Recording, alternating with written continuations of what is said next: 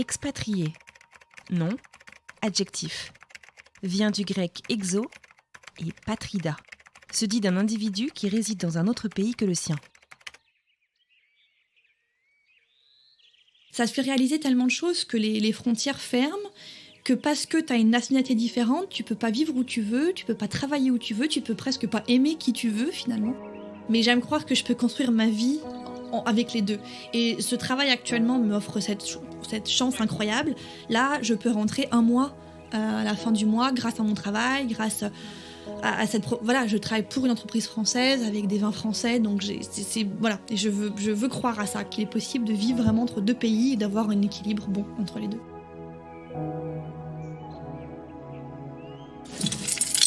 On est mardi matin. Direction Pepperell. Je sais pas si je dis bien. Pepperell, c'est une ville qui est à l'ouest de Boston, dans le Massachusetts. J'ai rendez-vous avec Chloé dans une horse farm. J'ai hâte d'y être, même si j'ai un petit peu peur parce qu'elle vient de m'expliquer qu'elle avait 4 gros chiens et que j'ai un peu peur des chiens. Il pleut à torrent. C'est parti.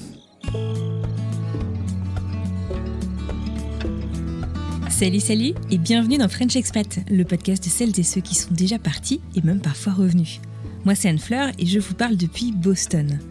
Aujourd'hui je vous emmène en balade dans la campagne bostonienne justement, à environ 1 heure de la ville, dans le joli village de Pepperell. On va rencontrer Chloé, une woofeuse passionnée d'équitation et de vin. Et non, ce ne sont pas des détails pour vous la présenter, il s'agit d'éléments importants et même fondamentaux afin de suivre l'histoire de mon invité au travers des États-Unis, du Canada au cours des 3 dernières années. Le woofing, c'est du volontariat en ferme dans lequel voyageurs et voyageuses échangent leurs services contre logement et nourriture. Et comment vous dire ? Le woofing a transformé la vie de Chloé. C'est dans la ferme dans laquelle elle a été woofeuse que je l'ai retrouvée aujourd'hui. C'est aussi là qu'elle a rencontré son mari, qu'ils s'y sont mariés, et même qu'ils y vivent encore aujourd'hui. Alors c'est parti, direction Pepperell à la rencontre de Chloé.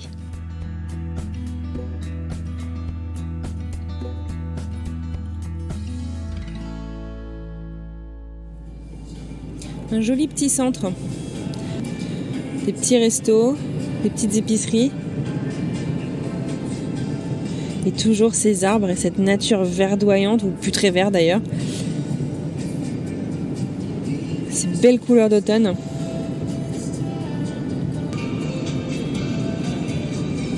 Les couleurs d'automne qui se reflètent sur le lac, qu'est-ce que c'est beau! C'est magnifique. Pepperell, Massachusetts, nous y voilà. Moi franchement, c'est la Nouvelle-Angleterre dans laquelle je me verrais bien vivre. Nature. C'est beau. C'est pas trop densément peuplé. Des sentiers de randonnée. Que c'est beau. Le jaune, le rouge, l'orange des arbres. Le jaune match carrément la couleur de la ligne jaune continue du milieu de la route. On est vraiment dans un joli coin de Nouvelle-Angleterre. Et je crois qu'on arrive.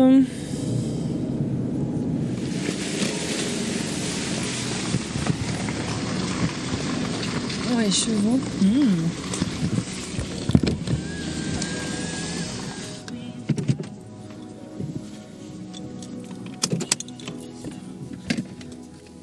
Et c'est parti. Salut, pas de chien, c'est bon. Oui bon, vous avez le droit de vous moquer de moi, j'ai peur des chiens. Et Chloé a été hyper prévenante avec moi puisqu'elle m'a posé les questions avant même que j'arrive. Est-ce que j'étais confortable avec des chiens très énergiques autour de moi ? Si vous écoutez jusqu'au bout, vous aurez même le droit de vous moquer de moi. Alors moi en fait j'ai rencontré cette ferme, je dirais, en faisant du woofing. Et en fait dans cette ferme, j'ai rencontré mon mari. On s'est mariés ici et maintenant on habite ici. Non mais c'est énorme. Est-ce que je te fais visiter ? Bah ouais. Je t'emmène donc là à la maison, c'est vraiment typique du New England avec la belle maison qui est ici à la barn. Ouais. La grange ? Non. La grange, c'est ça. Dehors. On a les poules. Et puis voilà, donc là la carrière. On s'est mariés. Hello. Ils sont beaux. Il y a un petit poney. Il est pas si petit que ça. Hein. Tu le montes comme un cheval. C'est un cheval qu'elle allait chercher en Hollande il y a 20 ans. Et c'est un cheval mais extrêmement bien dressé, vraiment de dressage. Elle a fait des concours avec, des compétitions. Ouais. C'est superbe.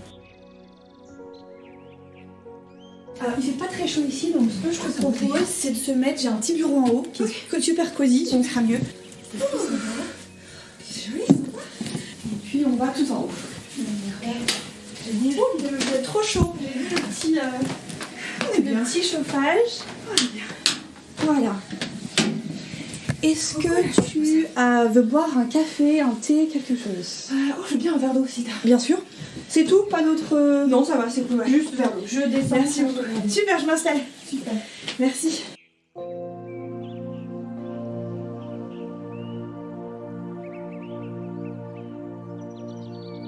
J'ai 26 ans et je viens de Bourgogne, d'un village qui s'appelle Viry, en Saône-et-Loire, au sud de la Bourgogne.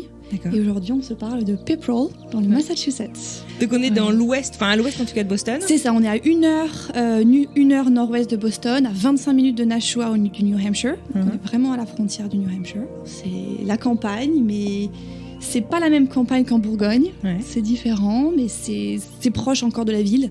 Il y a beaucoup de gens ici qui travaillent à Boston, qui font les allers-retours. Ah ouais, d'accord. Alors, tu m'as dit quelques mots là en arrivant tout à l'heure. On est dans une ferme dans laquelle tu vis, qui, outre être le lieu dans lequel tu vis, est un lieu chargé d'histoire pour toi. On va revenir un petit peu là-dessus. Est-ce que tu peux me raconter, en fait, si on revient vraiment à fond en arrière, quand est-ce que tu es partie de chez toi, en fait, justement, pour partir vivre à l'étranger? Alors, en 2018, j'étais donc en école de commerce, une année de césure que j'ai décidé de faire, 6 mois de stage à Paris. Et l'anglais, pour moi, c'était un problème. C'était vraiment difficile. Je savais pas parler anglais. Et je me suis dit, je me destine quand même à une carrière internationale, du moins je le veux. Et je sais pas parler anglais, donc il faut que je fasse quelque chose. Et puis la vie parisienne, un autre stage, un autre travail, je me suis dit non. L'idée, ça serait de prendre mon sac à dos et de partir dans un pays anglophone. D'accord. J'ai un ami qui me dit, écoute, moi j'ai fait du woofing dans des fermes aux États-Unis et puis en Amérique latine. Le woofing, c'est un volontariat dans des fermes, en fait. Donc, tu aides le travail à la ferme. En contrepartie, on te loge et on te nourrit.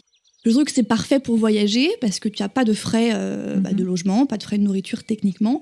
Et puis, tu es vraiment, en fait, souvent à la campagne.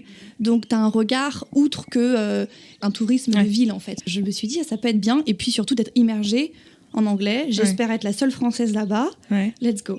D'accord. Donc du coup, tu te dis, je vais faire ça. Donc je dis, je vais faire ça. Je me suis dit, je vois un billet d'avion Paris-Los Angeles à 160 €. Allez. Ah ouais, incroyable. Je prends avec, c'était une compagnie low cost. Ouais. Et je me suis dit, j'avais aucune notion des distances. Je me suis dit, et si je traversais d'ouest en est? Ah ouais, d'accord, génial. Pourquoi pas. Ouais. Et donc, je fais de l'équitation depuis toujours, depuis que je suis toute petite. Et j'avais cette idée en tête, les plaines américaines, les selles western. À l'oreille des chevaux, les beaux paysages, le Montana et tout. Exactement. Donc, je me suis dit, allez, je fais un mois en Californie. Ensuite, je trouve une ferme au milieu et puis une ferme à l'est. D'accord. Et puis, j'avais l'idée donc d'aller ensuite au Canada. Donc, je me suis dit, c'est pas mal si je me rapproche un peu du Canada pour après y accéder. Donc, j'arrive en Californie. Donc là, on était en février-mars 2018. Donc, première ferme, un style très différent de celle-ci. C'est un couple de stars, je dirais, qui a pas percé dans ce milieu-là d'Hollywood. Donc, qui ont décidé d'avoir cette petite ferme avec des chevaux. Et le propriétaire est comme chuchoteur, en fait. Il réhabilite, c'est un vrai métier? C'est un vrai métier. Il réhabilite des chevaux sauvages. C'est assez impressionnant. En fait, aux États-Unis, tu ne peux pas tuer des chevaux pour les manger. En fait, la viande de cheval n'existe pas. Donc, très souvent, ils envoient les chevaux au Mexique qui se font tuer et vendre après la viande. Et donc, lui, il se bat contre ça. Il récupère des chevaux qui sont normalement destinés à se faire tuer. Ah, donc, un séjour plein de sens pour toi. Exactement. Ouais. Donc, c'était très, très sympa. Comment tu les avais trouvés? Il y a des sites, il y a des trucs spéciaux? Oui, j'ai pas parlé du woofing, en effet, le détail. Donc, c'est un site payant. Je crois que c'est 50, 60 $. Normalement, chaque pays a son site. Par exemple, en Amérique latine, je crois que tu as un regroupement, je dirais que tu as plusieurs pays pour un même site. Mais pour les États-Unis, pour le Canada, pour la France, c'est un site dédié D'accord. pour chaque pays. Et donc, c'est assez bien fait. Enfin, du moins, la carte est bien faite. Ensuite, pour contacter les hôtes, on appelle ça, c'est pas le top. D'accord. Pourquoi ? T'arrives sur le site, t'as une carte des États-Unis, dans l'occurrence. Mhm. 2000 fermes recensées. Wow. Donc, t'as toute une description, ça, c'est vraiment bien. Et après, quand tu les contactes, tu as pas forcément de notification, ou à l'époque, je savais Si on te pas répond, qu'on pouvait pas. Enfin, c'était un peu compliqué. D'accord. Mais c'est quand même très bien fait, dans le sens où t'as une grande communauté. T'as plein de les reviews des anciens Ah, super. woofers. Donc, tu peux avoir une idée quand même de ça s'est bien passé. Exactement. Et puis je vois par exemple Amy qui a cette ferme, elle a toujours un contact téléphonique avant, où elle, voilà, c'est pas juste oui arrive demain, on ne sait pas qui tu es, donc c'est assez sympa. D'accord. Voilà. Donc Californie, je suis arrivée, donc j'avais trouvé en fait cette ferme parce que qui n'était pas trop proche de Los Angeles, puisque j'avais pas de voiture. Je me suis dit il me faut un truc à 1 heure maximum, peut-être en Uber. Donc, je me suis débrouillée un Uber qui m'avait coûté très cher, je me souviens, parce que j'avais pas la notion de la distance, en fait. Et puis, donc, j'arrive, première expérience très différente de celle-ci, où cette ferme, en fait, ils avaient donc une très belle maison, piscine, et toi, le woofer, donc on appelle ça, on est un woofer, dans une petite caravane, à côté de la maison. Donc, pas vraiment d'interaction, en fait. Au début, c'était vraiment, t'es là pour aider, on te loge dans cette petite caravane, sympa, et on te nourrit. Mais il n'y a pas cette proximité où on fait des soirées, on regarde un film, on fait des dîners ensemble. Donc c'est très orienté travail quand même. Même tu étais toute seule comme woofer ou il y avait d'autres ? Il y avait une autre personne, une fille qui était de Montréal en plus. Alors on commençait à parler français. Donc moi dans mon idée de parler anglais, j'étais ok, mais c'était super parce qu'elle avait une voiture et on avait un jour par semaine sans travail et on a pu faire Malibu, Santa Barbara. C'était très cool. D'accord. Donc quand même une mise en jambe assez sympa, quoi. Ouais. Non, très très bien, il faisait beau. Je me souviens, c'était fin février, début mars, très beau, très chaud. J'étais toute bronzée déjà en quelques semaines. Et tu faisais quoi comme type de travail là-bas, du coup ? Alors, au début, c'était le matin, c'était vers 5h30, 6h, on nourrit les chevaux. Il pleut. J'entends la tempête dehors. Exactement, mais c'est bien. C'est agréable, il fait chaud et puis on voit le mauvais temps. Donc le matin, on faisait quoi ? On nourrissait les chevaux, on nettoyait les box, donnait à boire, à manger. C'était ça pendant à peu près 2 heures. Ensuite, il y avait un travail souvent. Comme moi, j'étais assez impliquée dans l'équitation, je pouvais monter les chevaux, essayer de les réhabiliter. Ça, c'était super sympa. Des journées entières à monter à cheval, c'était le rêve pour moi. Génial, ouais, trop bien. Donc très très bien. Et puis après, donc, je suis restée 1 mois, un peu moins d'1 mois, parce que entre mes fermes, je dirais, j'ai essayé de voyager un peu. Donc, je suis descendue jusqu'à San Diego. Ensuite, je suis remontée à San Francisco. Ah oui, donc toute la Californie. Voilà, comme ça. Ensuite, j'ai fait Las Vegas avec le Grand Canyon. Vu que j'avais, encore une fois, pas de voiture, donc je me débrouillais à faire des tours. Pas le mieux, parce je crois que Las Vegas, c'est quoi, 4h30 de route. Donc, sur une journée, c'est assez court comme temps là-bas. Ça doit être crevant aussi. Mais c'était super. Et puis, surtout, première fois vraiment où je voyageais seule comme ça. Et donc, des rencontres incroyables. C'est vraiment un truc qui n'arrive pas quand tu voyages avec des amis. C'est incroyable. T'as pas du tout été effrayée à l'idée, justement, de partir faire ça toute seule ? Non, j'ai trouvé ça super intéressant. Et non, pas du tout. Je me suis pas... Peut-être j'étais... Non, je me suis vraiment dit, ça me plaît. Donc du coup, au final, tu passes combien de temps donc c'était à côté de Los Angeles ? C'était à côté de Los Angeles, à Orange County, je crois que ça s'appelle. Je sais plus le nom de la ville. Donc à peu près, voilà, 1 mois. Ça t'a marqué, hein ? Ça m'a marqué, mince alors. Je sais, non, c'est vrai que il y a trop de noms. Donc je fais 1 mois là-bas. Ensuite, je fais mon petit trip de 5-6... C'était court, hein, je crois qu'en 6 jours, j'ai fait San Diego, San Francisco, Las Vegas. C'était vraiment d'accord. En fait. C'était très court. Et puis ensuite, j'ai découvert cette autre ferme dans le Dakota du Sud. D'accord. À 1h30 au nord de Rapid City. Un petit arrêt sur image s'impose. Chloé a donc commencé son périple américain sur la côte ouest américaine, en Californie, à Los Angeles, à peu près à mi-niveau en fait de la hauteur de la Californie. Et le Dakota du Sud, c'est où ? Si vous prenez une carte des États-Unis, vous la coupez en 2 dans le sens de la longueur, donc entre la droite et la gauche, vous allez tomber en fait sur la ligne sur laquelle vous allez trouver le Dakota du Nord et du Sud. Le Dakota du Nord, il est donc au milieu, il touche le Canada. Le Dakota du Sud est juste en dessous. Allez, on y retourne. Je m'étais pas renseignée comment arriver d'une ferme à l'autre en fait. Je m'étais dit je verrai sur place. Ouais, t'avais un budget, t'avais quelque chose ou... Le plus petit possible en fait. Je me suis dit je trouverais bien j'avais vu un peu en ligne où t'avais des vols qui étaient à $30, des last minute, des low cost, et puis en semaine j'avais vraiment un planning très ouvert. Une grande flexibilité quoi. Donc je me souviens avoir vu un Las Vegas Rapid City pour je sais pas, peut-être $40. Génial. Je dis allez, je prends. Et puis donc le propriétaire de l'autre ferme venait me chercher à l'aéroport, donc ça c'était pratique à Rapid City.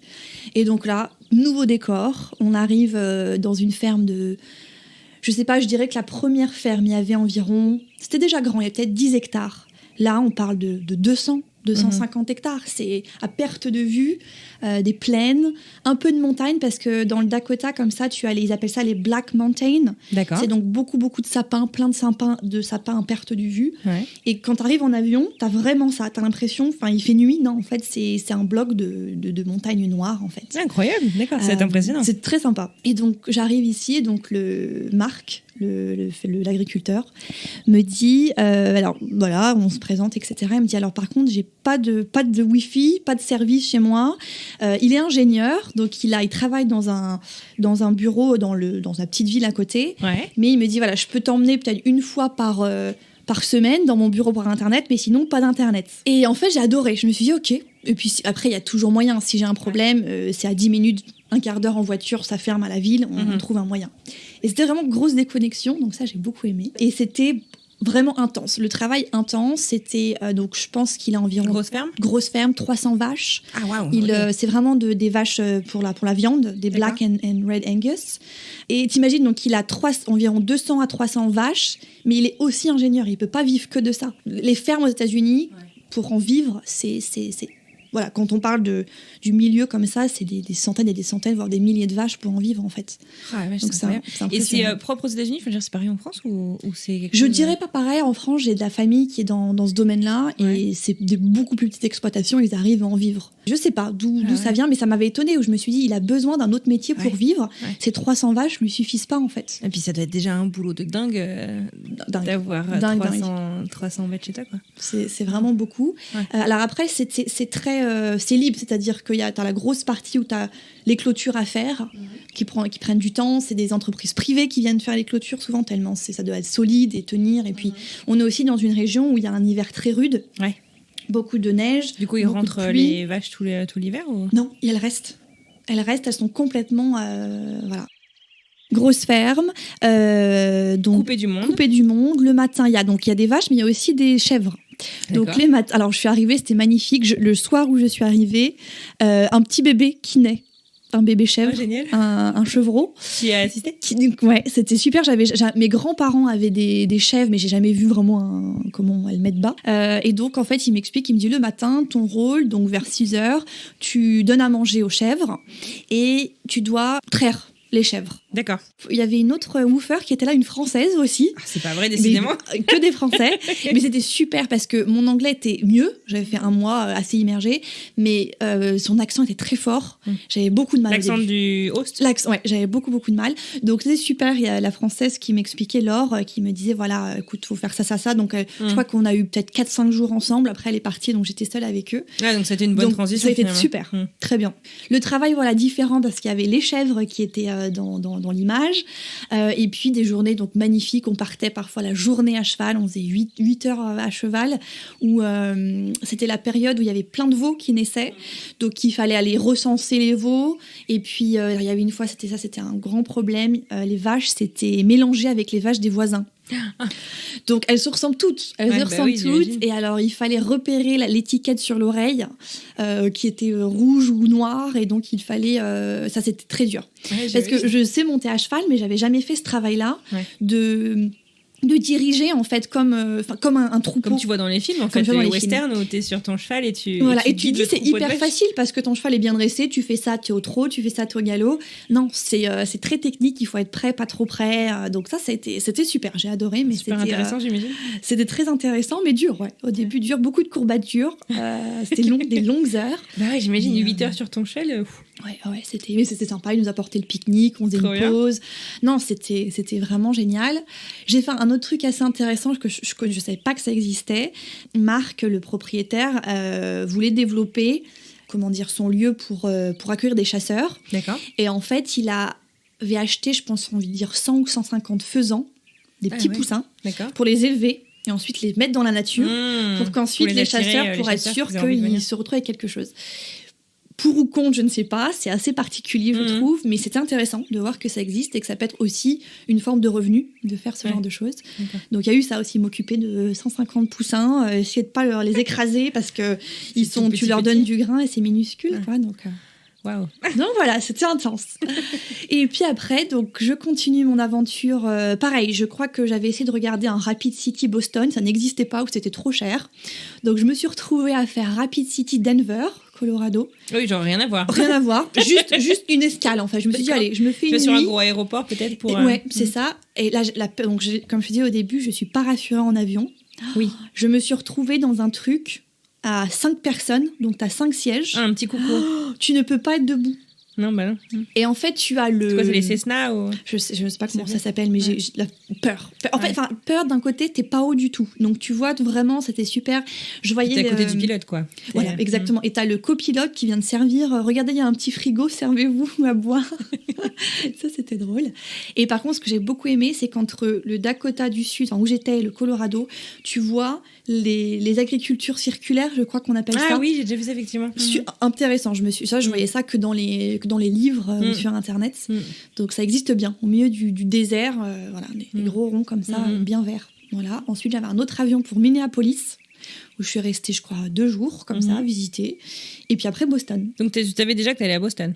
T'avais déjà trouvé... J'avais déjà, en fait, quand je suis partie en février, j'avais mes 3 fermes. Ah d'accord, ok. Ouais. Tu les as pas pris au fur et à mesure? J'avais pas le Canada du tout, mais j'avais mes 3 fermes aux États-Unis parce que c'est vrai qu'en préparant mon voyage, je savais que j'avais besoin que mon ESTA, c'était valable 3 mois ici, aux États-Unis. Donc il fallait pas que tu perdes de temps, quoi. Et il fallait que j'ai un billet retour. Donc ce que j'avais fait un retour. Je savais que j'allais être à Montréal, donc un Montréal-Paris.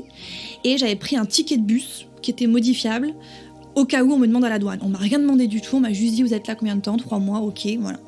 Mais au cas où, j'avais cette idée en tête que c'était déjà compliqué de l'histoire des frontières. Ouais. Donc me voilà arrivée à Boston. Amy, la propriétaire de ces lieux, vient me chercher au bus. C'était le 19 mai 2018. Et elle me dit, bon voilà, on se présente. Elle me dit alors on doit s'arrêter dans un magasin de vin parce qu'on fait Thanksgiving aujourd'hui. Je dis mais Thanksgiving c'est pas censé être novembre? Elle me dit oui, alors en fait normalement je fais Thanksgiving avec des amis. On était tellement occupés qu'on n'a pas réussi l'année dernière, donc le Thanksgiving on le fait au mois de mai. Excellent. Donc je me suis dit ça commence bien, c'est déjà un bon, super chaleureux quoi. Donc en plus à l'époque j'étais déjà intéressée par le vin, etc. Donc je me dis super, on s'arrête. Déjà premier stop, magasin de vin dans le New Hampshire. Alors dans le New Hampshire, pour ceux qui connaissent pas, on va dans le New Hampshire beaucoup chercher son vin parce qu'il n'y a pas de taxes. Et donc en fait, on traverse au nom du Massachusetts, on traverse la frontière du New Hampshire et il y a les state stores qui vendent en fait quasiment que du vin, des liqueurs et de la bière et des cigarettes parce qu'il n'y a pas de taxes et les gens de Massachusetts viennent remplir leur bar. Exactement. Et c'est ça pour aussi les courses, l'essence, le coiffeur. T'as des tas de choses en fait moins chères parce que pas de taxes. Ouais. Donc on s'arrête, on prend un vin argentin et un vin français. Et puis voilà, j'arrive ici. Et elle me dit, Amy me dit, écoute, je cuisine, je suis à fond dans la cuisine.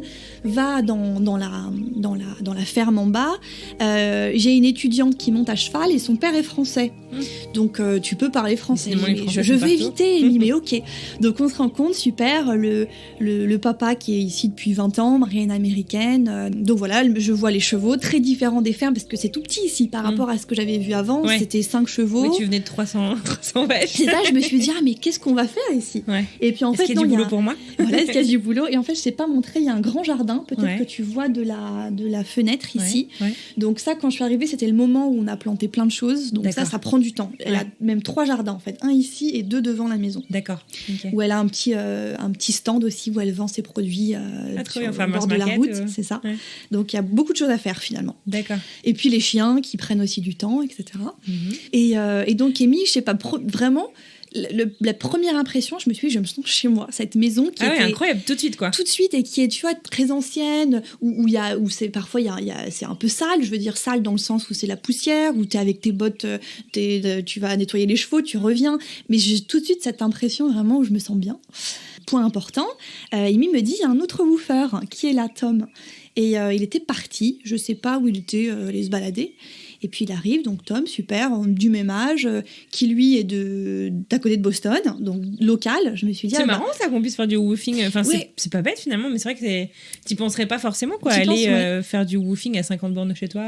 Exactement. Et là, beaucoup avec le Covid, c'est ce qui s'est passé d'ailleurs. Là, il n'y a que des Américains qui viennent ici. Bah oui, avec la fermeture. Amy, je dirais qu'elle a 50% américains, 50% non américains d'autres pays. Okay. Ouais. Donc Tom est là, super, voilà, sympa. On a le dîner très convivial, du vin, la dinde de Thanksgiving, patates douces. Voilà. En plus, le couple d'amis qu'elle avait invité, son ami est chef, donc délicieux. Elle avait fait le dessert, trop bien. Ouais. Et puis donc on continue cette aventure, donc beaucoup d'équitation. Donc ce qui était super, c'est qu'Amy, souvent, elle a donc des woofers quasiment tous les mois, mais c'est pas forcément des gens qui savent monter à cheval. Et elle est passionnée d'équitation, elle en fait, c'est son métier. Et donc moi je lui dis, moi je sais monter, on y va. Et on a fait des balades là partout, autour d'ici. On prenait, elle a un van, donc on prend les chevaux, on va se balader. Enfin c'est tous les jours, on partait à cheval. Quoi. Donc et je pense que c'est ça qui a créé aussi notre amitié. On dit on a vraiment ce point commun. Vous avez un âge, elle a quel âge? Amy, elle a 55. D'accord. Je crois. Okay. Ouais. Un peu plus 56, je dirais. Donc ouais, grosse différence. Mais tout de suite, on a ça à coller. La passion du. Exactement. La passion du cheval. Donc voilà, travail différent. C'était, on s'occupe des chevaux le matin, on donne à manger, on nettoie les box, on s'occupe du jardin la journée, on va promener les chiens, on donne à manger aux chiens, on répare des choses s'il y a des barrières d'enlever, on refait ça, beaucoup de rangements dans la grange, voilà, plein de petits travails. En fait, chaque jour était différent. Donc voilà, très très belle aventure ici. Et en fait, il se trouve que Tom, cet autre woofer, est devenu mon mari. T'as sauté 12 étapes là. Vraiment? Donc tu l'as rencontré à ce dîner-là, à ce premier dîner, Tom? Ouais. Ok. Qu'est-ce que t'as pensé quand tu l'as vu? Je me suis dit très sympa. Je me suis dit c'est super, c'est pas un Français. Dans le sens où les enfin pouvoir parler anglais. Exactement. Dans les deux autres fermes, c'était même si c'était très court, j'étais souvent seule. Je me dis c'est sympa là, c'est quelqu'un c'est un Américain, en plus local. Donc c'est vrai que j'étais aussi surprise en me disant mais qu'est-ce que tu fais, t'habites pourquoi tu vas pas en Californie faire du woofing?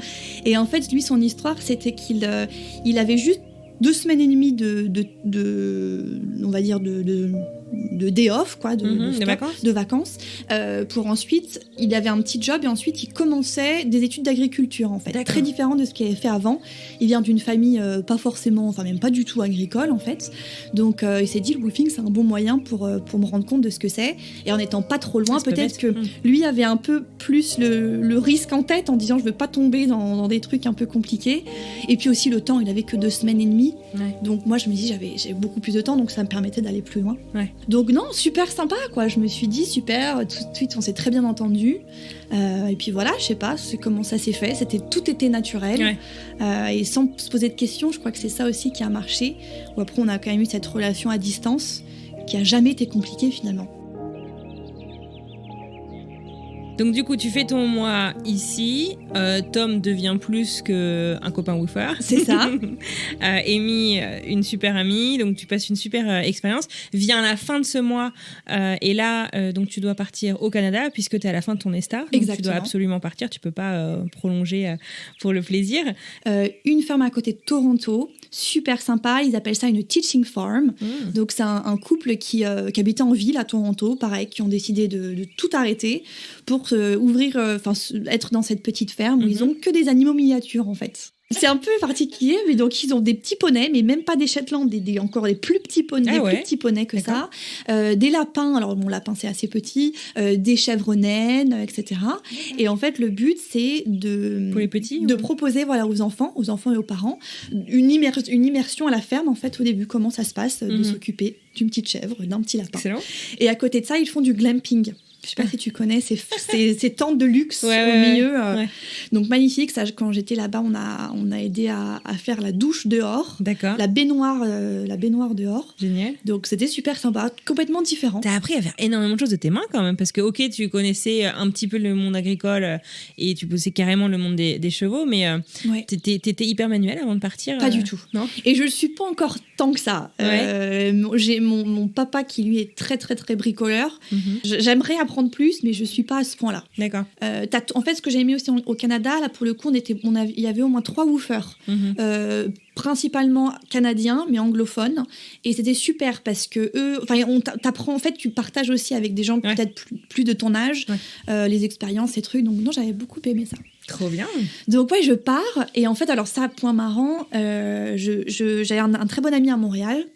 Et puis, je me suis dit, avant d'aller à Toronto, je fais un stop à Montréal, comme ça, je le vois. Et Tom me dit, écoute, j'ai 3 jours, je peux venir avec toi, on se fait un week-end à Montréal, je suis jamais allée, on y va. On part ensemble en bus. Boston-Montréal, c'est quoi, 6 heures. Super sympa.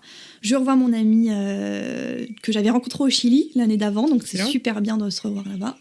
Et puis, donc, très bon week-end. Et puis, donc, Tom repart aux États-Unis et moi, je repars à Toronto. Avec cette idée, l'histoire avec Tom, à ce moment-là, c'était on s'apprécie, on est en contact, mais on verra. Jamais de la vie, on s'était dit, on se marie 2 ans après, 3 ans après. Quoi. D'accord.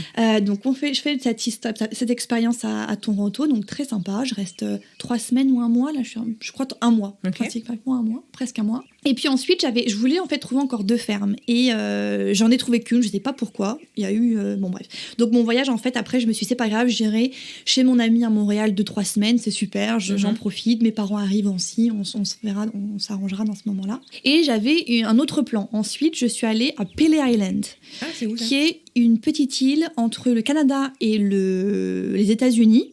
Ce lac, c'est un lac en fait, c'est une île sur un lac. C'est sur le lac Erie qui va de Détroit à Buffalo. En fait, ce que j'avais trouvé sympa dans le descriptif woofing, c'était que c'était une île en fait. Et puis c'était encore dans le Canada, anglophone. J'avais pas assez de temps pour aller du côté de Vancouver et c'était beaucoup trop cher. Là, je me souviens de ce problème-là de prix. Pour repartir sur la côte ouest. Pour après repartir, c'était de la folie. Donc j'avais trouvé cet intermédiaire en bus, beaucoup d'heures de bus entre donc Toronto et Windsor. Et donc là, très différent comme expérience. Pas du tout une ferme, en fait, c'est des Airbnb. D'accord. Donc j'ai un peu moins aimé parce que pour moi le woofing c'était quand même plus nature, ça peut être des animaux, ça peut être du jardinage, voilà, mais bon, nettoyer des trucs Airbnb, un peu moins sympa.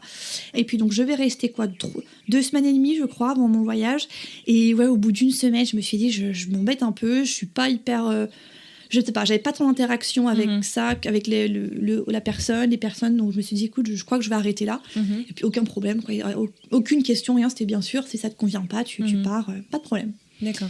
Donc je suis partie. Et puis, je suis retournée à Montréal. Voir ton pote. Donc, mon ami était là-bas, super sympa. Mes parents sont arrivés. Okay. Et là, on a fait donc le voyage de Montréal jusqu'en la Gaspésie, je crois que c'est ça. Chouette. Très sympa. On a vu les baleines, un truc très touristique, mais sympa. Très joli. C'était fin août, mi-août. Il faisait beau, chaud. C'était agréable. Trop bien. Et puis ensuite, il faut rentrer en France.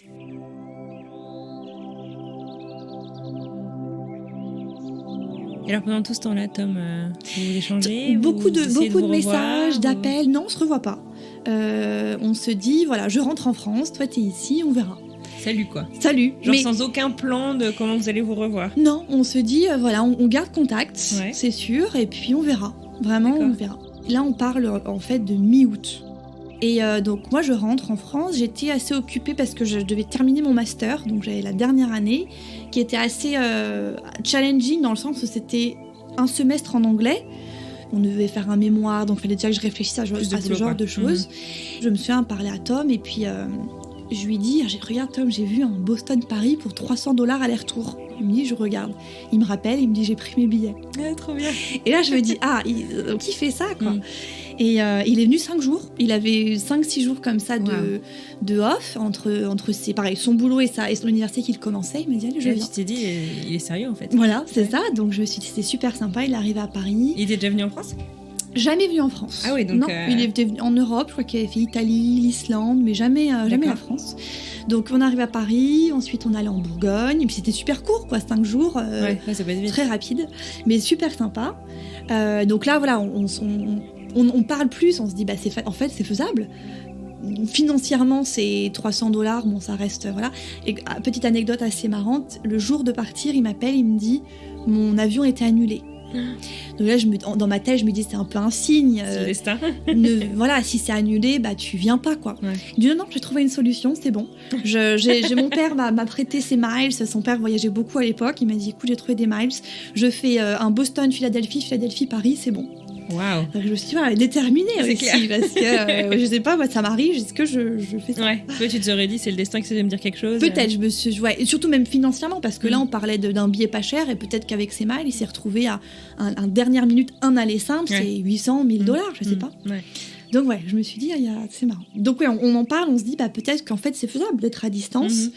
Et puis en fait, on était tellement occupés. Moi, je commençais donc cette dernière année, étudiant, lui commençait son nouveau bachelor dans un autre domaine, dans une autre université, dans Donc, tous les deux, dans c'est l'ouest pris. du Massachusetts. Donc on verra. Donc on commence aux études respectives et puis on a quand même envie de se revoir. Et donc moi, je me dis, c'est à mon tour. Là, j'ai une semaine en novembre. Je viens. Ok. Donc, bien. en fait, on sait pas. Je pense Facile, la en période fait. facile, en fait, de 2 mois, 3 mois sans se voir, mais c'est tout. Donc, pareil, semaine très sympa. Je rencontre ses parents qui étaient de base pas très prévus, et puis il me dit, écoute, c'est rien, ils habitent à côté de l'aéroport. Voilà, c'est pas un engagement, quoi. C'est juste, voilà. Et donc C'est très l'occasion de se sympa. rencontrer, quoi. Voilà, exactement. Voilà, ensuite il faut encore rentrer en France. Et puis là, en fait, j'avais cette idée de partir au Brésil. En fait, mon master, c'était 6 mois en France, 6 mois à l'étranger avec une liste de pays. Et c'était le Brésil. Donc on s'était dit, on se reverra au Brésil. Voilà. Et en fait, grand changement de plan. Je me connecte sur CV Web, qui est le site pour faire des VIE. Donc volontariat international d'entreprise. Je savais pas du tout ce que c'était. Beaucoup de personnes parlaient de ça en disant, regarde, c'est un super plan, t'as plein d'ouvertures de pays, financièrement c'est intéressant, regarde. Je me connecte, je me souviens, je ne m'inscris pas parce qu'il faut le numéro. Tu sais, quand t'as 16 ans, t'as un numéro de recensement. Bien sûr, j'avais perdu ce truc.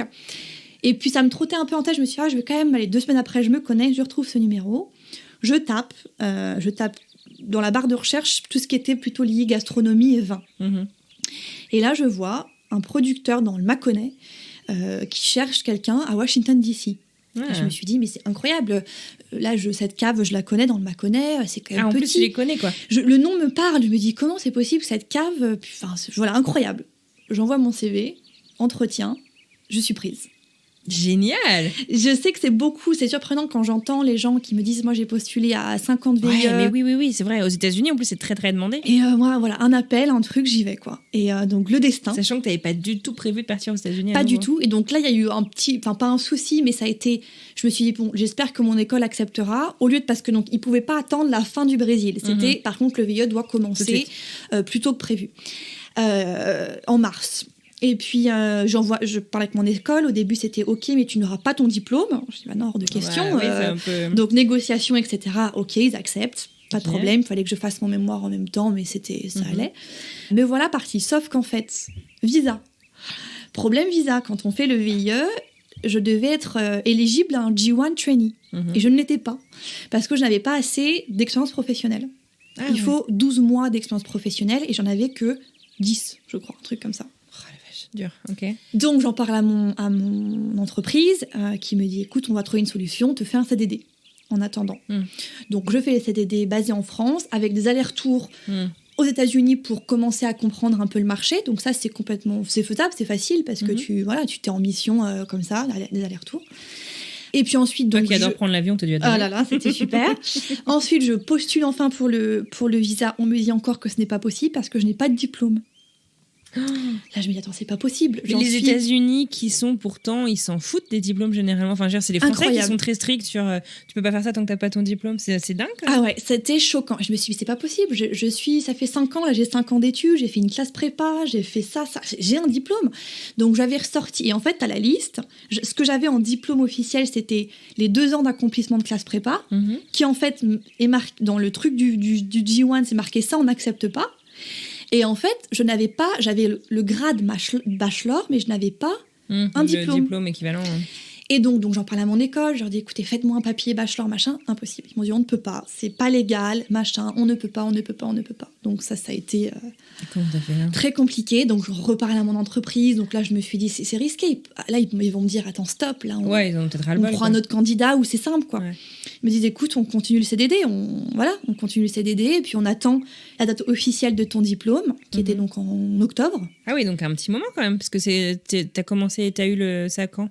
Donc on parle de mars à octobre, en fait. 2019, ouais, c'était CDD français. Donc 6 mois, quoi. C'était 6 mois. Et donc j'attends cette fameuse date de diplôme, et ensuite c'est bon, le J1 s'enchaîne, et j'ai eu le visa, je sais pas, le 1er novembre, et je partais 2 jours après. D'accord. Avec le visa J1. Wow. Voilà. Ok. Donc c'était, première complication des visas. Et puis de tous ces acteurs, en fait, où tu comprends pas vraiment qui fait quoi, l'école qui t'aide pas, le sponsor qui est très strict en disant c'est comme ça, pas autrement, l'entreprise française qui essaie de trouver des solutions, mais tu peux pas passer au-delà de l'immigration. Donc voilà, c'était ça l'histoire. Donc j'arrive à Washington DC, génial, j'ai adoré, une ville très très sympa, très ouverte avec des gens du monde entier. J'habitais donc dans le centre, le bureau en fait. Donc pour avoir un visa J1, tu as l'entreprise française, tu as un sponsor américain et tu as un autre sponsor. On parle souvent de parenthèse ou de la chambre du commerce de New York. Moi, c'était celle-ci. Et donc mon américaine, le Host Company, la compagnie américaine, est basée dans le plein centre-ville de Washington. Donc voilà, des Français, vraiment tout de suite très familial en fait. J'ai adoré, c'était très intéressant. Tu te sens accueilli quoi. Très bien accueilli. Ouais. Surtout que mon supérieur, en fait, lui, est à Montréal. D'accord. Pour cette mission VIE. Donc j'avais la compagnie américaine qui me guidait, mais c'était pas exactement le même type de poste qu'on me communiquait mon manager direct en fait. Donc poste très intéressant. Je suis en fait représentante de plusieurs producteurs de vin français. D'accord. Donc une fierté aussi. Une fierté, voilà. Et puis donc c'est plus facile d'en parler aussi avec l'accent, c'est facile. Enfin c'est plus facile. Et par contre très challenging dans le sens où c'est très complexe. Les États-Unis, c'est pas juste t'as un restaurant. Tu vas acheter ton vin en Bourgogne, t'appelles ton producteur, bonjour, mettez-moi 10 caisses de vin comme ça. Non, c'est très codifié. D'accord. Un importateur, un distributeur. Oui, c'est vrai que sur les étiquettes de vin, il y a beaucoup plus de trucs en fait à l'arrière avec toutes les adresses de qui c'est qui l'a amené. Exactement. Donc il y a tout un travail comme ça de moi de mon côté de comprendre comment ça marche, de savoir en fait mes intermédiaires, comment je m'adresse. C'est pas la même chose de discuter avec un restaurateur que de discuter avec un distributeur ou un importateur. Donc il y a tout ça qui se met en place. Et donc à l'époque, je devais couvrir le sud. Quand je dis le sud, j'avais 3 États attitrés: l'Alabama, la Géorgie, la Caroline du Nord. Et de la prospection. Le but était d'ouvrir de nouveaux marchés. Et j'avais ma collègue qui, elle, gérait le nord-est, du Maine à New York. Donc voilà, super expérience. Et puis, le Covid est vite arrivé.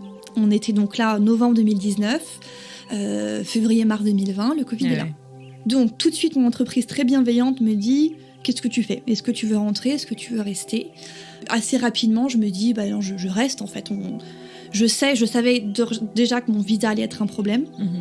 Je me dis, je reste, on verra après. Si je pourrais toujours rentrer dans tous les cas, en fait, même si ça s'aggrave, machin, je sais que je pourrais rentrer. Donc, ce qui est dur pour moi, c'est qu'en fait, j'avais beaucoup de déplacements. Mon travail, c'est 60%, 70% de déplacements, en fait. Des semaines où je suis sur le terrain, rencontrer des restaurateurs, des cavistes, et puis avant le vin comme ça. Donc là, tout s'arrête.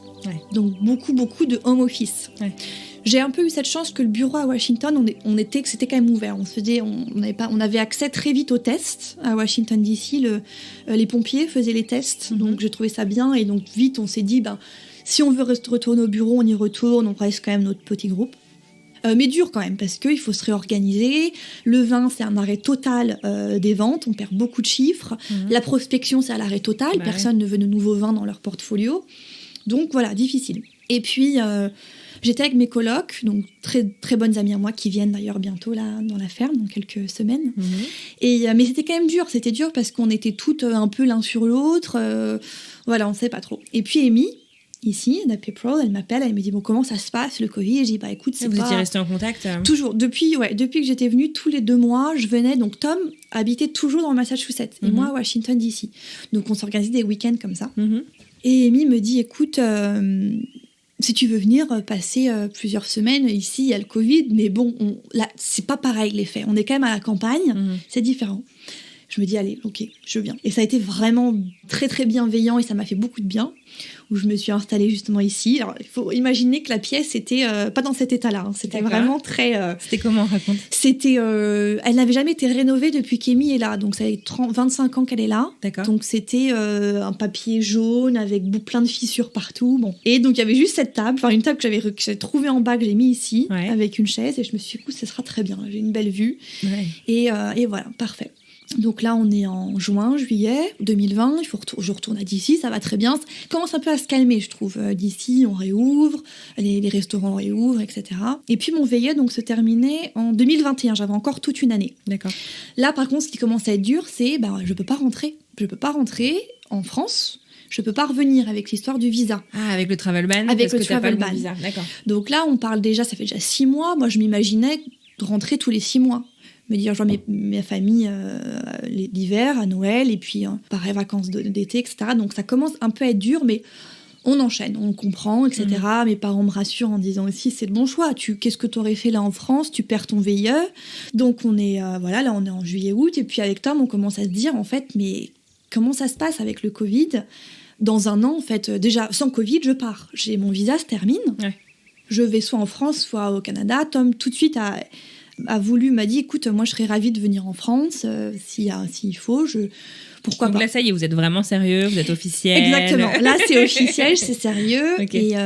Et voilà, Tom toujours me dit, voilà, la France, pourquoi pas. Sauf que je lui dis, il faut être réaliste aussi, tu parles pas encore français. Il est en pleine étude, lui, qui vient de recommencer. Voilà, il finit son master, enfin il continue son master, et je lui dis, écoute, faut être réaliste aussi, c'est un peu risqué de se dire, vite, l'année prochaine, on va vivre en France. Moi, j'aurai plus de boulot parce que le VIE, de base, en fait, mon entreprise me proposait de continuer avec eux au Canada. Et je me suis dit, Canada, c'est une belle option. C'est bien ce qu'ils proposent, mais non, en fait, je crois que c'est soit États-Unis, soit je rentre en France. Et voilà, donc on en discute, etc. Et puis il y a l'histoire du mariage qui arrive assez vite, en se disant, on sait qu'on va être ensemble, on sait que c'est nous deux, et pourquoi pas le faire si ensuite après ça débouche sur pour moi, d'un point de vue légal, de pouvoir rester, on se lance. Pouvoir continuer votre histoire ici, quoi. Exactement. Et en fait, même, ça se fait réaliser tellement de choses que les frontières ferment, que parce que tu as une nationalité différente, tu peux pas vivre où tu veux, tu peux pas travailler où tu veux, tu peux presque pas aimer qui tu veux, finalement. Donc voilà, on décide. On était là en août. Et puis Tom, il me fait la proposal, comme on dit. C'était même pas forcément un genou, c'était juste, écoute, voilà, moi je suis prête, t'es prêt, yes, let's go. On se marie demain, c'était vraiment ça. Ah, demain. Alors non, au début, on s'était dit ça, mes parents, c'est sûr qu'ils peuvent pas venir, ma sœur non plus, ma famille proche, donc on fait nous deux. Et on avait dans l'idée, on dit, quand même, Amy, ça sera notre témoin. Et puis donc, il faut quand même en parler à nos parents. Et puis donc, surpris, mais tout le monde comprend très bien, très bienveillant. Mes parents l'avaient déjà rencontré. C'est vrai que donc l'hiver de 2020, Tom était venu en France. On avait passé quelques semaines ensemble, mes parents. Enfin, c'était vraiment, voilà, on était presque déjà la famille, quoi. Donc tout le monde, bien sûr, on comprend, on y va. Et sa famille, pareil, la famille de Tom, très très bienveillante, mais qui se disent, on aimerait quand même assister, vous êtes sûr que vous voulez pas de nous? Ouais, j'imagine. Et même, ma mère me dit, mais bien sûr qu'il faut qu'il soit là, c'était l'inverse, moi je le prendrais mal de pas être là si je le pouvais, donc faites un truc au moins avec eux. Donc ça allait très vite, on a décidé ça le 25 août, on se dit, allez, on se marie, et le 11 octobre, on organise une petite fête ici, dans la ferme, on a eu un temps magnifique. Et donc c'est là que vous êtes mariés? C'est là qu'on s'est mariés, exactement. Vous aviez fait comment? On avait fait j'ai des photos, je peux te montrer. On avait fait un chemin de courges. Parce que c'était donc il y a un an, en octobre, donc on avait pris plein de courges. Et c'était le cadeau pour nos invités, chacun repartait avec une courge. Ah, c'est une trop bonne idée. Et donc on avait fait un chemin de courges. On avait mis les chaises blanches, on avait mis des bottes de paille, et puis on s'était créé une arche avec les feuilles d'automne. Trop bien. Et d'ailleurs, en faisant cette arche, on s'est pris du poison ivy. Du quoi? Du poison ivy. Ah, poison ivy. Ah, donc tout ici, là j'ai des cloques ici, sur le ventre, super. Enfin. Dans la carrière, on s'est dit, donc ce qui était bien, c'est que Tom a une amie qui est Justice of Peace. Donc aux États-Unis, c'est très facile de se marier. Tu vas à la mairie, tu prends un papier, tu signes. Ils ne te demandent même pas une carte d'identité, même pas un passeport, rien. Donc ensuite, tu as Justice of Peace qui fait la petite cérémonie, tu signes et 2 jours après, même pas, tu as ton certificat de mariage. Dingue. Donc ça nous a permis de faire un truc très sympa, pas religieux, on n'avait pas envie de ça, vraiment. Donc on était ses parents, le frère et la sœur de Tom, quelques amis. On était une petite quinzaine. Donc on a fait tout nous-mêmes, la nourriture, voilà, le vin, du bon vin français, du champagne. Non, c'est parfait. Parfait. Avec quand même l'idée de se dire on fera quelque chose en France. Ouais. Donc voilà, c'est fait. Et puis donc à partir de ce moment-là, moi je peux enchaîner sur une transition entre un G1 et la carte verte. D'accord. Donc on envoie les papiers le 4 novembre 2020. Donc j'ai la date précise parce que je suis encore en plein dans le process. Ouais. Donc pas facile, donc on envoie, donc gros dossier, on a pris un avocat qui nous a beaucoup aidé, beaucoup rassuré. Je pense qu'en effet c'est faisable de le faire sans, mais c'était très bien qu'il soit là. C'était, comme tu dis, en fait, c'est rassurant. C'est rassurant, et puis on n'habitait pas encore ensemble. Donc comme l'USCIS veut vraiment quand même voir des preuves, des trucs, voilà. Et voilà, donc pas forcément le meilleur moment, ce process. Et puis surtout, là, le temps d'attente. Là, on est encore dans l'attente. Donc là, on parle de novembre 2020. Presque faire un an, là. C'est la semaine prochaine, le 4 novembre. C'est ça. Donc, point positif, c'est qu'on a eu l'interview il y a un mois. Ah, super. Donc, donc là, c'est une question de jours. C'est une question de jours, mais c'est stressant, en fait. L'interview s'est bien passée. L'agent nous dit, voilà, il nous a pas approuvé, mais il nous a dit, voilà, ça prendra quelques semaines. Voilà, j'ai pas d'autres questions, j'ai pas d'autres documents à attendre de vous. Et donc l'avocat lui dit, c'est bon, là dans 2 semaines, la carte en main. Et là, ça fait déjà 1 mois, 0 nouvelles, quoi. On verra. Donc là, je touche du bois pour que ça arrive vite. Et j'ai pas vu ma famille depuis plus de 2 ans, là, en fait, à Noël. Alors, j'ai eu l'énorme chance, mes parents sont venus, là, il y a le mois dernier. Ah ouais, comment ils ont fait ? Ils sont passés en Croatie. 2 semaines en Croatie pour pouvoir venir ici. D'accord, génial. C'était dur, là, ils en pouvaient plus, trop de voyages annulés, refaits, etc. Donc ils ont eu cette chance d'avoir le temps pour le faire, parce qu'il faut quand même, tu prends 1 mois de off, en fait. Donc ça, c'était chouette. Ça a permis de supporter cette attente-là. Mais c'est vrai que là, j'ai des plans, j'ai déjà pris mes billets d'avion pour cette fin d'année, donc je veux que cette carte arrive pour être libre, mais on verra. Là, vous vivez chez Amy. Voilà. Vous êtes rencontrés ici, vous êtes mariés ici, vous fondez votre premier foyer ici. Elle est plutôt cool, cette Amy. Et plutôt, elle est incroyable, Amy. En fait, ce qui s'est passé, c'est que, donc avec mon travail, après mon VIE, mon entreprise m'a proposé de continuer. Je voulais continuer aussi. Mais j'avais cette condition et cette envie de me dire, j'adore Washington DC, mais j'ai besoin de campagne. Je suis techniquement hors Covid sur la route beaucoup, les semaines complètes. Le week-end, j'ai vraiment besoin de cet air frais là. Finalement, ils s'en fichent de où t'es basé. Enfin, du moment que t'as un aéroport exactement à côté, à proximité. Et puis on a en plus le Massachusetts, on a un distributeur ici où c'est un de nos plus gros distributeurs. Donc en fait, même c'est un avantage de moi d'être sur place, en fait, d'avoir mes clients là à 20 minutes. En fait, mon premier client, il est à 15 minutes d'ici, à Groton. Donc c'est parfait. Et en fait, donc là, on se dit, où est-ce qu'on va vivre ? Tom venait donc de terminer ses études, il vient de commencer un nouveau travail. Et on se dit, mais en fait, attends, on est à côté d'Amy, et si on lui demande, au provisoire, on ne se voit pas rester là pendant 10 ans, mais les premiers mois pour voir vraiment où est-ce qu'on veut habiter. Et donc on en parle à Amy, elle dit, mais bien sûr, bien sûr. Je dirais que le woofing en soi, je dirais que c'est ça qui a changé ma vie, vraiment. Parce que cette idée, ce programme qui permet de voyager comme ça à moindre coût, finalement, tu as le coût du transport, mais tu as une ouverture. Ce que j'ai adoré, c'est de voir autre chose que du tourisme, en fait. De vivre vraiment avec d'Américains, des petits villages, de petites villes. Donc non, ça c'est un programme extraordinaire, je conseille. Quoi d'autre ? Je dis, le rapport que j'avais à l'anglais, c'est aussi d'y croire, quoi, de se dire, je me souviens, j'étais donc à Paris, je finissais mon stage, je me suis dit là, je peux plus reculer sur l'anglais. Là, j'ai trop mis de côté les 4 années passées avec la prépa. Je me souviens, j'avais des points négatifs, j'avais les copies, on faisait des traductions anglais-français, français-anglais, j'avais moins 15. Et je me suis dit, et aujourd'hui, j'ai encore des très bons amis de prépa.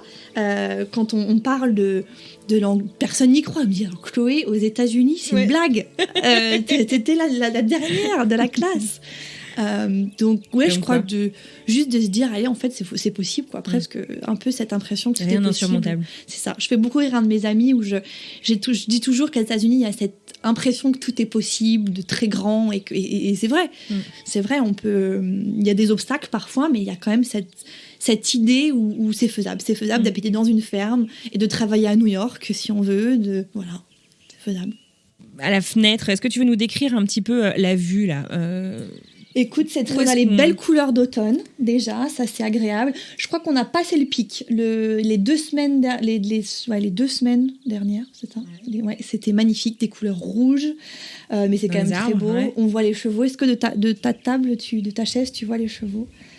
Oui, si je bouge un peu, je les vois. Voilà, effectivement, ça, donc on est tout en haut de la maison, on est au 2e étage, c'est ça? C'est ça, exactement. Et donc, non, c'est des petits rideaux qui sont utiles parce que le matin, souvent, il y a beaucoup de soleil. Donc, je suis un peu éblouie sur mon ordinateur.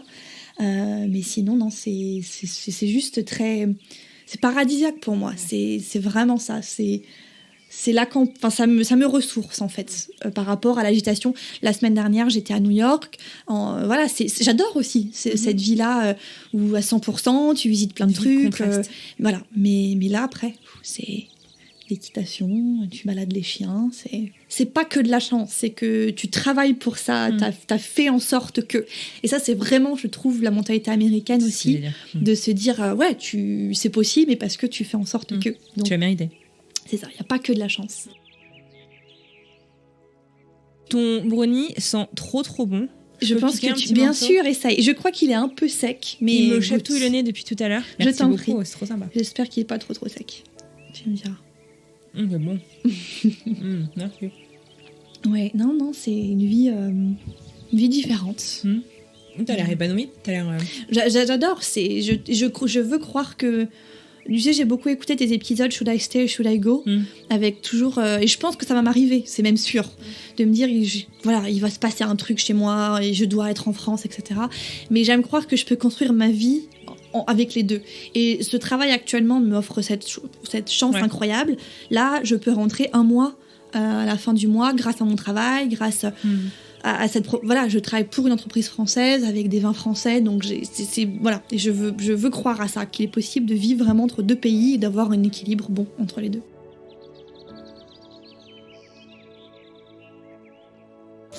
J'adore ce bruit. Comment il s'appelle? Il s'appelle Hush Puppy. Hush Puppy. On va aller à l'autre bout là-bas, je pense qu'il va mieux, il va venir très bien.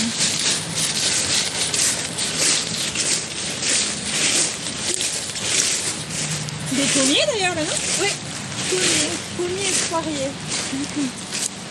Salut toi.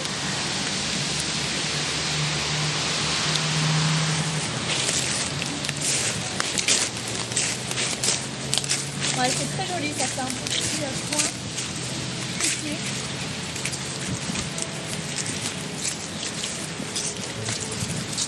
Hello everyone. Comment il s'appelle? Ça c'est Amy. Ok. L'autre. Ensuite il y a Blue pour la pomme. Blue and Shay. Et Toro, le plus beau qui arrive là-bas, qui est le chef. C'est vrai? Ouais, tu vas voir, il va venir, ils vont tous se casser. C'est vrai? Ouais, je vais lui donner un peu. Voilà. Voilà tout ce petit monde. Il y a le silo, là souvent on dit ça serait super, on fait un Airbnb insolite. Mais grave. Il y a du boulot. Il y a du travail. beaucoup de travail. Donc il y a beaucoup de choses à faire, mais il y a un potentiel incroyable ici. Là, il y a son atelier et j'adore cette porte ici. Ah, c'est clair. Il n'y a pas de juste faire attention à gauche. Ok. Génial. Ah oui. En fait, le point est stocké là. D'accord, et tu le descends là. Je descends en bas. Ok. Et j'adore cette vue. Souvent, quand il fait beau, j'aime beaucoup m'asseoir. Tu peux ouvrir les portes. Ah, et je la vois travailler. T'as peur du vide? Non, ça. Non. Si je peux donner une vue de... avec l'humidité. J'adore là ce fond rouge. Et là, comme ça, très sympa, je te laisse. Magnifique. Aussi l'avantage de vivre un peu dans ces coins, j'ai trouvé cette selle au bord de la route. Qu'est-ce qu'elle est belle. Une selle western qui, alors, elle est vraiment, tu vois là, elle est toute foutue. Ouais. Donc soit en fait on change et on refait vraiment la selle, soit on fait, tu sais, un bar, une chaise. Et trop bonne idée, un tabouret. Ouais, un tabouret. Je pensais à ça. Ah, c'est une trop bonne idée. Mais elle est belle, hein. Elle était au bord de la route, là, comme ça, avec une autre ferme pas loin qui vendait des trucs. C'est ouf ça. Voir les petites poules. Ouais. Elles font des œufs? Bien sûr, est-ce que tu en veux d'ailleurs des œufs de ferme? On en a trop, hein. On a 8 par jour. Et on ne vend pas 8 œufs par jour actuellement.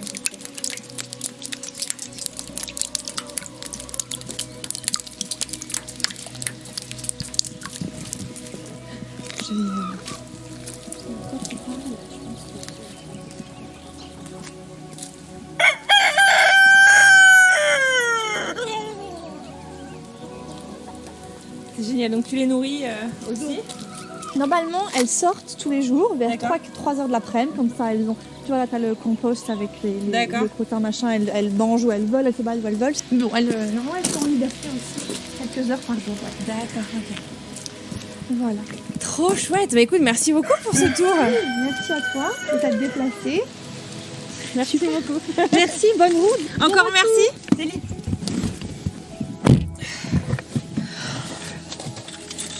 J'ai adoré.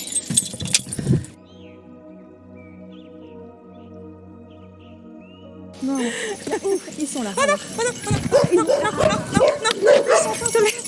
Bon là, autant vous dire que mon ego et mon amour propre en prennent un sacré coup. Mais vous savez quoi, je suis humaine. Et pour remettre les choses en perspective, j'ai donc 4 chiens qui se sont mis à me courir dessus, mais alors droit dessus. C'était un peu fort en émotion. Je me suis sentie toute petite et très impuissante. Heureusement, Chloé s'est occupée de tout. Bon, je tremble encore un peu de ma rencontre avec les chiens. Ils ont en fait été gentils, mais ça m'a fait très très peur.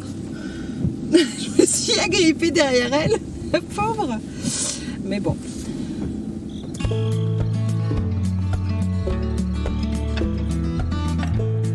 Et voilà, c'est terminé pour aujourd'hui. Un immense merci à Chloé pour cette superbe visite et cette belle rencontre que j'ai faite pas si loin de chez moi finalement dans le Massachusetts. Et un grand merci à vous pour votre fidélité chaque semaine. J'espère que cet épisode vous a plu autant qu'à moi. Ouais, sinon, on part où la semaine prochaine ? Écoutez. Mais là, je me sens plus américaine finalement. D'ailleurs, j'ai pris la nationalité ça fait un peu plus d'un an maintenant. Il m'a fallu très longtemps pour la demander. Mais je me rends compte que ma façon de voir les choses est beaucoup plus américaine que française. Même si je dis toujours quand on rentre en France, déjà on rentre en France. Hein, c'est pas je vais en visite en France. On rentre à la maison toujours. Mais c'est moins la maison qu'avant finalement. C'est mes racines, c'est ma culture. Mais même finalement, j'ai du mal à m'imaginer vivre en France, tu vois. Je suis bien ici. Voilà, si vous voulez discuter encore un petit peu de l'épisode, rendez-vous sur les réseaux sociaux. Vous le savez, on est un peu partout, Twitter, LinkedIn, Facebook, Instagram, ainsi que sur le site internet de French Expat, le podcast, www.frenchexpatpodcast.com. Sur ce, je vous souhaite une très belle fin de semaine et je vous retrouve mardi prochain pour une nouvelle histoire. Bye.